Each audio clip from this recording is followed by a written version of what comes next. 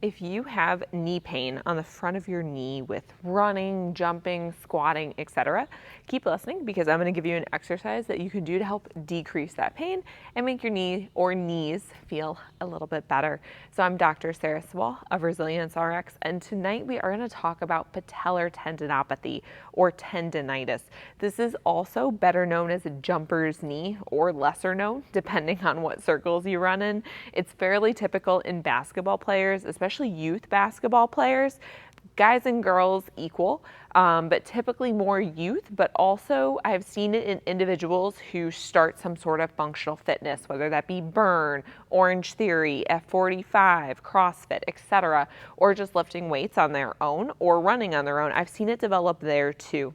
So with patellar tendinitis, you're going to have pain in the front of the knee. Now, in terms of where this is located on the knee, location is key. So you have your kneecap here, and then you have a bony part on your shin bone down here.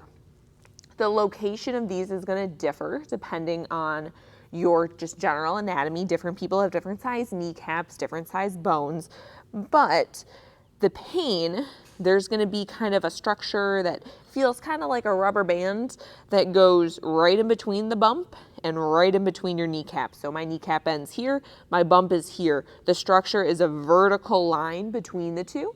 Rub over that back and forth. Even if you don't know what you're feeling, you'll be able to feel it. It's pretty big. That's your patellar tendon. If you poke there and you're like, ouch, that's where I have my pain, or ouch, that hurts, that means your patellar tendon is very likely contributing to your symptoms. So when this is flared up, it typically means it's not strong enough for the amount of load that you're placing through it on a regular basis. So if you think about jumping, running, squatting, all of that places a lot of load on that knee, especially the patellar tendon, which connects, not contracts, connects this entire muscle to this bone.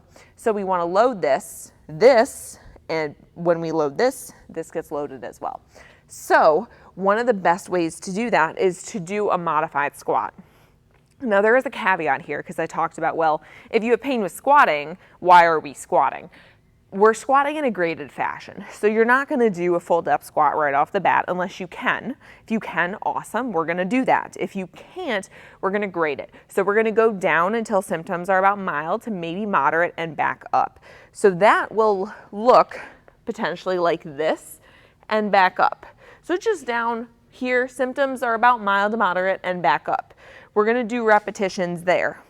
If possible, we're going to switch to a heel elevated squat. Now the reason we're doing this is because when you elevate your heels in a full depth squat, you're able to get much lower because your knees go further forward because your ankle mobility is no longer limiting your motion. To make it sound less complicated, I'm going to have you look at this position here. Look how low I can go. Look how far forward over my toes my knees are. I'm going to stand up and do a full depth squat here. My knees cannot get as far forward. I don't get as low. I'm not able to load this muscle as much. Because of that, this is more effective at targeting this muscle.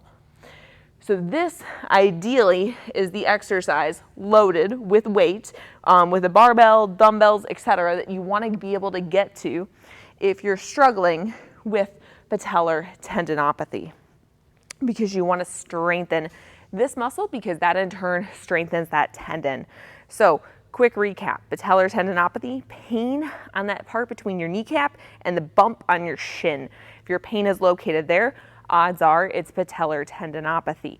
To fix that, you want to strengthen that. The best way to strengthen the quadriceps, or that big muscle in the front of your thigh, and thus the patellar tendon, is to do squats. Even better, heel elevated squats preferentially target that muscle so you get more bang for your buck and you get better faster. If you are working through this and you have any questions, feel free, reach out.